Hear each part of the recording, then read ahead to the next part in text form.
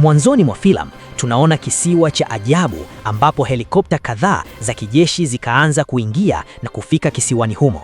Mara tu walipowasili, utawala wao wa kikatili ukaanza.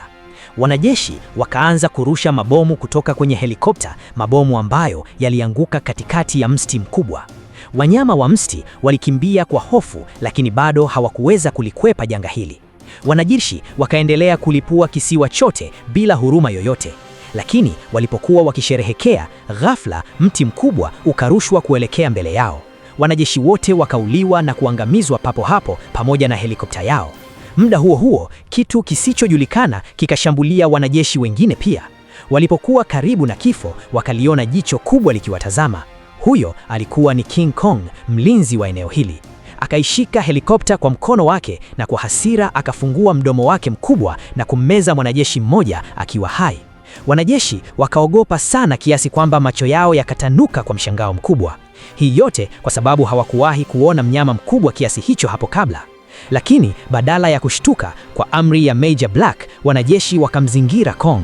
Wakaanza kufyatua risasi kwa mfululizo, lakini risasi hizo hazikuweza kusababisha madhara waliotarajia. Kong akalazimika kuinua mkono wake na kuendelea kujikinga na risasi hizo, jambo lililomfanya akasirike zaidi. Akaunguruma kwa nguvu na kuipiga helikopta moja kwa ngumi, na helikopta hiyo ikaanguka ardhini mara moja na kuharibika kabisa.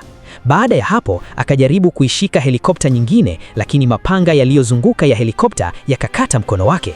Kwa sababu ya maumivu, Kong akarudisha mkono wake nyuma.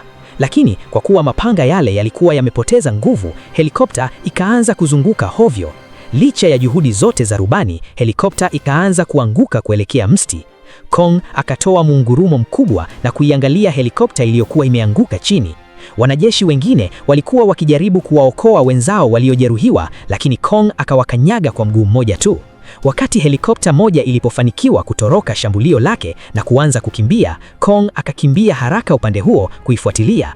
Wakati huo, Major Black akawaamuru wanajeshi kuelekeza mashambulizi yao kwa Kong. Lakini muda huo huo, Kong akaruka juu na helikopta ya Major Black haikuweza kukimbia na ikagongana na helikopta nyingine iliyokuwa mbele yake. Kong akaanguka chini na kusababisha vumbi kubwa kutanda kila mahali. Katika mgongano huo, helikopta ya Major Black ikaharibika vibaya na kwa kuzunguka kwa kasi ikaanguka chini. Kong akawakandama wanajeshi waliokuwa wakikimbia ardhini. Ili kuokoa maisha yao, wote wakajificha pamoja, lakini wanasayansi wakaogopa kuingia matatizo, hivyo wakakimbia mara moja kutoka eneo hilo. Lakini kabla mwanajeshi hajatoroka pamoja nao, Kong akamrusha yeye pamoja na vifaa vilivyokuwa karibu naye juu angani. Bahati mbaya, mwanajeshi huyo akagongana moja kwa moja na helikopta nyingine. Mara tu aliponaswa kwenye mapanga ya helikopta, mwili wake ukararuri wa vipande vipande. Katika mazingira yale yaliyojaa damu, helikopta hiyo pia ikapoteza nguvu na kuanguka mti. Lakini kwa bahati nzuri, Major aliweza kuishi kwa bahati tu. Alipotoka kwenye helikopta akiwa katika hali ya hofu, Kong akamnyakua mwenzake aliyekwama ndani ya helikopta hiyo kwa haraka sana, na Major akabaki amesimama pale akiwa amepigwa na butwa. Kong akainyenyua helikopta hile na kuirusha mbele ya helikopta nyingine. Helikopta zile zikaripuka moja kwa moja na moshi mzito ukaanza kutoka kwenye helikopta hiyo huku ikipoteza mwelekeo. Kwa hasira, Kong akaruka juu na kuipiga helikopta nyingine. Kisha akaishika nyingine kwa mikono yake. Akaizungusha mara moja tu na kuiharibu kabisa. Helikopta zilionekana mikononi mwake kama zimeundwa kwa karatasi tu. Akaendelea kuzisambaratisha moja baada ya nyingine kwa muda mfupi sana. Major alikuwa akimtazama kwa hasira kali. Hakuamini macho yake mwenyewe. Lakini kiuhalisia, haya yote yalikuwa ni makosa yake mwenyewe, kwa sababu muda fulani nyuma alitoa amri kwa wanasayansi kuendelea mbele ili kukifichua kisiwa cha King Kong ambacho kilikuwa kimejificha kwa mamilioni ya miaka. Kulingana na watafiti, kisiwa kilikuwa kimefichwa ndani ya wingu la ajabu sana. Hivyo bila kupoteza hata sekunde moja, Major Black pamoja na timu yake wakaelekeza helikopta moja kwa moja kwenye wingu hilo. Makumi ya helikopta yakaingia moja kwa moja katikati ya wingu bila hofu yoyote, lakini walivyozidi kusogea karibu, ndivyo wingu lilivyozidi kuwa kali zaidi. Mara tu helikopta zilipoingia ndani ya wingu, giza kubwa likatanda mbele yao. Helikopta zilipoteza mwelekeo na vifaa vyote vya kuelekeza safari vikaanza kushindwa kufanya kazi. Major Black kwa utulivu akawaambia wanajeshi wake waendelee kusonga mbele. Hatimaye helikopta zikapasua mawingu na kutoka nje na mandhari ya mbele ikawa wazi kabisa. Sasa walikuwa wamefika kwenye anga safi na tulivu. Helikopta nyingine pia zikaanza kutoka pole pole ndani ya mawingu, na hapo wakagundua kisiwa cha ajabu kisichojulikana. Hiki ndicho kisiwa cha siri ambacho serikali ilikuwa ikitafuta kwa maelfu ya miaka. Milima mikubwa ilienea kila upande na mandhari yalikuwa mazuri sana. Helikopta zilikuwa zikipita kati ya visiwa vidogo vidogo na kila mtu alikuwa mwenye furaha kuona eneo hilo zuri. Lakini mara tu askari mmoja aliporusha mabomu, milipuko hiyo ikatetemesha kisiwa kizima na King Kong aliyekuwa alalala akaamka pia. Baada ya shambulio kubwa la Kong, akaangusha helikopta zote na kisha akatoweka kimya kimya. Kwa kuwa helikopta zilianguka sehemu tofauti tofauti, kikosi cha wanajeshi kiligawanyika katika makundi matatu. Meja Blatt akawakusanya wanajeshi wake waliobaki na akaapa kuwa atalipiza kisasi kwa ndugu zake waliokufa. Muda huo huo, kikosi cha pili kilichonusurika kutoka kwenye kifo kilikuwa kinatembea kisiwani pamoja na wanasayansi. Ghafla, kulikuwa na msogeo juu ya maji. Nyati mkubwa wa majini akaanza kuinuka pole pole kutoka majini. Alikuwa akipumua kwa nguvu na akaanza kuwasogelea taratibu, lakini hakuwashambulia watu wale waliokuwa na hofu. Badala yake, baada ya kuwatazama kwa muda mfupi, akageuka na kutembea pole pole kurudi katikati ya maji. Baada ya kuondoa hofu yao, wote wakaendelea mbele. Muda mfupi baadaye, wakaingia kwenye msitu ambapo michoro ya ajabu ilikuwa imechorwa kwa rangi ya njano kwenye kuta za mawe. Wakatembea kwa tahadhari ndani ya eneo hilo. Brenda alikuwa busy kupiga picha, lakini ghafla uso wa binadamu ukaonekana kwenye kamera yake, jambo lililomfanya apige kelele kwa hofu. Mara baada ya hapo, kundi la watu likatoka mafichoni. Rangi za miili yao ilifanana kabisa na kuta za mawe, kiasi kwamba hakuna mtu aliyekuwa wameaona hapo mwanzo. Kisha watu wa kabila hilo wakainua mikuki yao na kuwazingira wote pamoja. Baada ya kuwaona watu hawa wa ajabu, timu ya Loki pia haikuweza kupata ujasiri wa kufyatua hata risasi moja mpaka baadhi ya viongozi waliokuwa kama machifu walipoingia ndani. Wakati mvutano ulipokuwa ukiongezeka pande zote mbili, ghafla mzee mmoja mwenye ndevu kubwa akafika.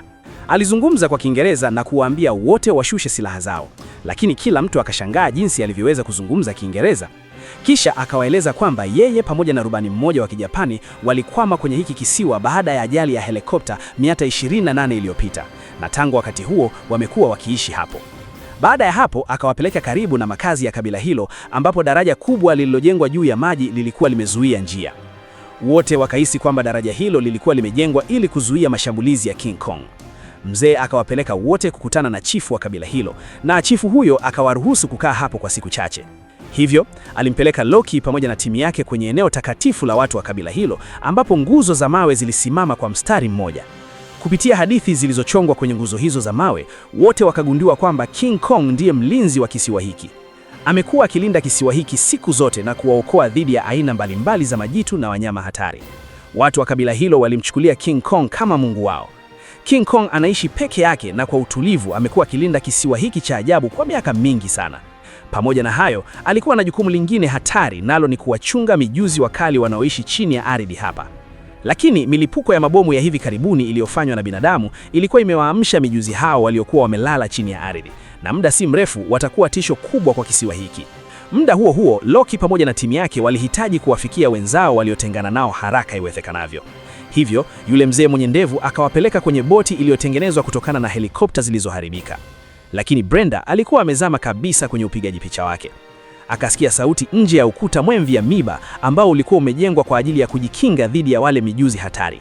Hapo akaona nyati mkubwa akiwa amenaswa chini ya helikopta na akijigaragaza kwa maumivu. Akamkaribia nyati huyo na kujaribu kuiondoa helikopta ili aweze kumwokoa. Lakini hakujua kwamba hata kwa nguvu zake zote hawezi kuisogeza helikopta hiyo hata kidogo. Wakati akijaribu kuisukuma kwa nguvu zote, ghafla helikopta hiyo ikainuka juu. Brenda akaangalia juu kwa mshangao. Sasa yule nyati alikuwa tayari amesimama kwa urahisi.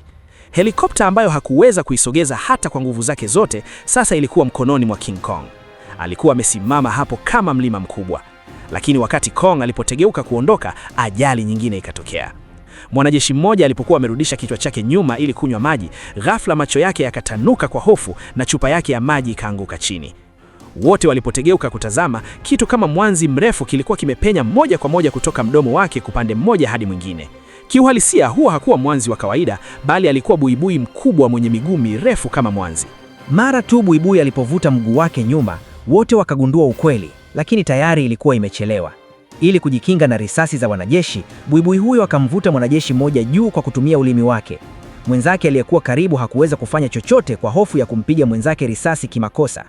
Mwanajeshi huyo akaingiwa na hofu na kukata ulimi wa buibui kwa kisu, na mara moja kila mtu akatoa mapanga yao na kuanza kukata miguu ya buibui huyo. Buibui aliyekuwa amejeruhiwa akaanza kurudisha ulimi wake kwa haraka huku akiumba. Kisha mwanajeshi huyo akakata ulimi kabisa na kujinasua. Mara moja Meja Black akaamuru wafyatue risasi kwa buibui huyo.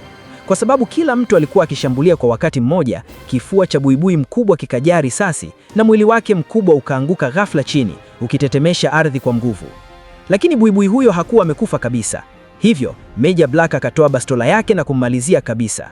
Upande mwingine, mwanajeshi mmoja aliyekuwa ametengana na wenzake alikuwa akiosha uso wake mtoni. Ghafla akasikia sauti na King Kong akaonekana mbele yake bila onyo lolote. Alipomwona mnyama huyo mkubwa sana, mwanajeshi huyo akaogopa vibaya. King Kong akageuza kichwa chake kikubwa polepole na akaanza kuelekea ufukweni. Kwa hofu, mwanajeshi huyo akageuka haraka na kujificha nyuma ya jiwe kubwa.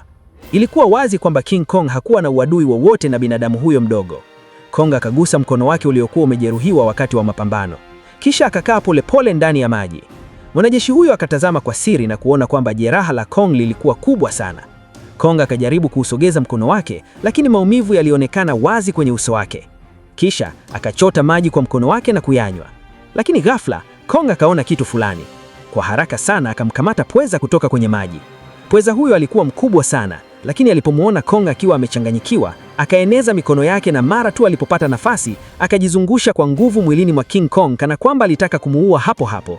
Lakini Kong akavunja mtego wake na kumpiga kwa nguvu kubwa, akamzidi nguvu kwa mpigo mmoja tu. Kisha Kong akang'oa mkono mmoja wa pweza huyo na kuanza kuula ukiwa mbichi. Mwanajeshi aliyekuwa amejificha akabaki ameshangazwa sana na namna hiyo ya kula. Baada ya kushiba, King Kong akabeba sehemu iliyobaki ya pweza huyo ili iwe chakula chake cha usiku. Baada ya mapambano hayo, mwanajeshi huyo akaketi juu ya gogo kavu ndani ya msitu mnene na kujaribu kuwasiliana na Meja kupitia redio. Lakini kwa kuwa betri ilikuwa imeisha, kifaa hicho hakikufanya kazi. Alikuwa akifikiria kuendelea mbele, ghafla gogo lile likaanza kutisikika. Mwanajeshi huyo akaanguka chini kwa hofu. Alipogeuka, akaona kwamba lile gogo kavu lilikuwa limegeuka kuwa panzi mkubwa aliyekuwa akitambaa kuelekea kwake. Mara moja mwanajeshi huyo akaokota bunduki yake na kuanza kufyatua risasi, vipande vya mbao vikianza kuruka kutoka kwenye mwili wa panzi huyo. Chini ya mvua ya risasi, panzi huyo akajikunyata na kurudi ndani ya mti. Mwanajeshi huyo alipoacha kufyatua risasi, panzi huyo tayari alikuwa ameuingiza kichwa chake ndani kabisa, na polepole akaondoka mbali naye. Mwanajeshi huyo alikuwa ameanza tu kupumua kwa afueni, lakini akahisi kitu cha ajabu nyuma ya mgongo wake. Lakini sasa tayari alikuwa amechelewa. Meja Black akaendelea kusonga mbele pamoja na wanajeshi wake. Wakapitia eneo la matope mengi. Kisha akaona ndege wa ajabu akiwa amekaa juu ya mti mbele yao. Alipomtazama vizuri usoni, akampiga risasi. Mara tu sauti ya risasi iliposikika, ndege wote waliokuwa kwenye mti ule wakaruka kwa hofu na kutanda angani kama mawingu meusi. Walipofanikiwa kuvuka eneo lile la matope na kufika kwenye eneo wazi, alama kubwa ya mkono uliokuwa umejaa damu ikaonekana kwenye ukuta wa mlima uliokuwa mbele yao. Alama kubwa kiasi hicho inaweza kuachwa na King Kong tu. Meja Black akaelewa kwamba walikuwa wanaelekea njia sahihi. Wakaendelea kusonga mbele wakifuata nyayo kubwa za King Kong. Hatimaye wakaungana tena na wanasayansi waliokuwa wametengana nao. Meja Black akaamua kwamba wataendelea kumtafuta mwenzao ambaye bado alikuwa hajapatikana, lakini hawakujua kwamba tayari alikuwa ameuawa na mjusi wa ajabu. Wote wakaanza kuelekea kwenye kingo za mto ambapo mijusi walikuwa wakikusanyika. Lakini walipofika huko, wakaona mifupa ya ukubwa tofauti tofauti ikiwa imetapakaa kila mahali ndani ya bonde hilo. Mzee mwenye ndevu akawaambia kwamba mifupa hiyo ilikuwa ya wazazi wa King Kong ambao waliuawa na kiongozi wa wale mijusi waliokuwa wamelala. Ukubwa wake ulikuwa hata mkubwa kuliko King Kong. Ikiwa mjusi huyo ataamka hata mara moja tu, kila mtu atakufa bila shaka. Hivyo akawaomba wote warudi nyuma, lakini kwa wakati huo akili yote ya Meja Black ilikuwa kwenye kumtafuta mwenzake. Bila kujali onyo la yule mzee mwenye ndevu, akaingia ndani pamoja na wenzake. Katikati ya bonde, mifupa ya wanyama wakubwa sana ilikuwa imelala kila upande. Kisha kupitia ukungu, wakaona alama kubwa ya mguu, jambo lililowafanya watambue kwamba viumbe wakubwa zaidi vilikuwepo humo. Walipozidi kusonga mbele, ukungu ukazidi kuwa mzito na mayowe ya kutisha yakaanza kusikika kutoka kila upande. Kila mtu akaingiwa na hofu na kukimbia kujificha nyuma ya mifupa mikubwa iliyokuwa karibu, huku akitetemeka. Kisha mjusi mkubwa akatambaa akitoka ndani ya ukungu. Akatoa ulimi wake mrefu nje na kuanza kutafuta mawindo. Kiuhalisia, huyu ndiye aliyekuwa mjusi mkubwa kama King Kong ambaye alikuwa akimfuatilia Kong bila kuchoka. Wakati wote walikuwa wamejificha nyuma ya miamba, ghafla mjusi huyo akatapika mfupa mpya wa binadamu. Kitambulisho kilichokuwa juu yake kikaonyesha kwamba huyo ndiye mwanajeshi yule yule ambaye walikuwa wakimtafuta. Wakati kila mtu alipokuwa akijaribu kutoka kimya kimya kwenye ukungu ili kumkwepa mjusi huyo, akanusa harufu ya binadamu na mara moja akamfanya mtu mmoja kuwa mawindo yake. Kila mtu akaanza kufyatua risasi kwa mjusi huyo, lakini akammeza na kukimbia. Meja akaamuru bunduki ya mashine itayarishwe na mwanajeshi mmoja akajiandaa. Wote wakasubiri kwa hofu akiwa anarudi. Mzee mwenye ndevu akahisi hatari na mara moja akachukua upanga wake. Muda huo huo, mjusi huyo akamrukia. Kwa pigo moja tu, mzee huyo akakata mguu wa mjusi, lakini kasi yake haikupungua hata kidogo, na akamshambulia mwanajeshi aliyekuwa ameshika bunduki ya mashine. Kwa kumgonga kwa kichwa chake, mwanajeshi huyo akarushwa hewani na mjusi huyo akamzungushia ulimi wake na kummeza. Sasa, shabaha yake iliyofuata ilikuwa ni Brenda. Kwa hofu, akakimbia kwa haraka kuokoa maisha yake na kujificha chini ya mifupa. Wakati huo, Major Black akaamuru mjusi huyo azingirwe kwa moto na moto ukamzunguka mara moja. Akitumia nafasi hiyo, yule msichana akafanikiwa kutoroka. Mjusi wa mifupa ilikuwa akiungua akapiga mikoa yake na kumrusha mwanajeshi mmoja mbali sana. Mwanajeshi huyo akaruka hewani, akagonga fuvu la Kong na graneti lililokuwa naye likalipuka kwa kishindo kikubwa. Wakati huo huo, kombora la gesi lilipasuka na gesi yenye sumu ilipoanza kusambaa, hofu kubwa ikazuka. Wakati huo huo, ndege wengine hatari pia wakafika eneo hilo. Mashambulizi yao yakafanya hali ya kila mtu kuwa mbaya zaidi na kumpa mjusi nafasi nzuri zaidi ya kuwashambulia. Katikati ya mapigano hayo, Loki akaudaka upanga uliokuwa umetupwa, akavaa maski ya gesi, akawaua wale ndege wa ajabu na kumwokoa mwanajeshi aliyekuwa amenaswa. Upande mwingine, yule mjusi mkubwa wa mifupa alikuwa bado anaonyesha nguvu zake na kusababisha uharibifu, huku wanajeshi wasiokuwa na msaada wakitazama tu. Ghafla akamrukia Loki kwa kasi. Kwa wakati sahihi kabisa, Brenda akawasha kiberiti cha gesi na kukitupa kwenye miguu ya mjusi huyo. Kwa mlipuko mkubwa, mjusi huyo akarushwa juu hewani. Moto ulipopungua, hatimaye mjusi huyo akafa. Lakini yule mzee mwenye ndevu akawaambia kwamba mijusi wakubwa hawakuwa mmoja tu. Bado kulikuwa na wengine waliobaki, na kwa hali yoyote hawakupaswa kuendelea mbele. Lakini Major Black alikuwa amedhamiria kusonga mbele kwa sababu lengo lake lilikuwa kumuua King Kong. Kwa sababu hiyo, timu hizo mbili zikaanza kubishana na mwishowe wakatengana. Loki pamoja na Brenda wakawachukua watu wote na kuelekea nyumbani, huku Major Black akiwaongoza wanajeshi wake kwenda kumuinda King Kong. Lakini labda hakuna aliyejua kwamba King Kong alikuwa karibu sana kuingia kwenye mtego huu wa hatari. Wakati mabomu yaliyokuwa yamewekwa mbali yalipopasuka, mwili mkubwa wa King Kong ukaonekana. Akaanza kusonga mbele hatua kwa hatua kuelekea upanye huo. Alikuwa na hasira kwa sababu binadamu walikuwa wameharibu tena makazi yake. Major Black akamtazama akizidi kusogea bila hata kusogea mwenyewe. Kisha kwa nguvu zote akatupa mwenge aliyokuwa ameshika ndani ya ziwa. Mara moja uso wa ziwa ukazungukwa na moto mkubwa. King Kong akanaswa ndani ya duara kubwa la moto na mlipuko wa kutishia ukasikika kila mahali. Major Black akamtazama Kong akiteseka ndani ya moto huo. Uso wake ukaonyesha hasira na furaha kwa wakati mmoja. Wakati kila mtu alipodhani kwamba King Kong alikuwa ameungua na kufa, ghafla Kong akatoka ndani ya moto huku akinguruma kwa nguvu, akapunga mkono wake na kumrusha mwanajeshi mmoja juu hewani. Alipoona hivyo, mwanajeshi mwingine akashindwa kukimbia na akakandamizwa chini ya miguu ya Kong. Kong aliyekuwa amejeruhiwa akajaribu kujisimamisha, lakini polepole akaanguka mbele ya Major Black akaamuru wanajeshi wake kufanya shambulio la mwisho dhidi ya Kong. Wakati huo huo, Loki pamoja na timu yake wakafika hapo. Walikuwa wamekuja kumzuia Major Black asimuue King Kong. Baadhi ya wenzake wa Major Black ambao hawakutaka kumuua Kong sasa wakaungana na Loki. Ghafla, sauti kubwa ikasikika kutoka juu ya uso wa ziwa na mjusi mkubwa zaidi akatokea. Akajizungusha, akainua kichwa chake na kutoa mngurumo mkubwa wa kutisha. Mara moja kila mtu akaanza kukimbia. Hakuna aliyekuwa na ujasiri wa kusimama, lakini Major Black akaendelea kumtazama yule kiumbe bila kusogea hata kidogo, kwa sababu bado alikuwa akimfikiria King Kong ambaye hakuweza kumuua. King Kong akajaribu kwa nguvu zote kusimama tena na akaanza kupigana na mjusi huyo, lakini majeraha yake yalikuwa makubwa sana kiasi kwamba hasingeweza kupambana kwa muda mrefu. Ili kuokoa maisha yao, Loki pamoja na timu yake wakaendelea kukimbia bila kusimama.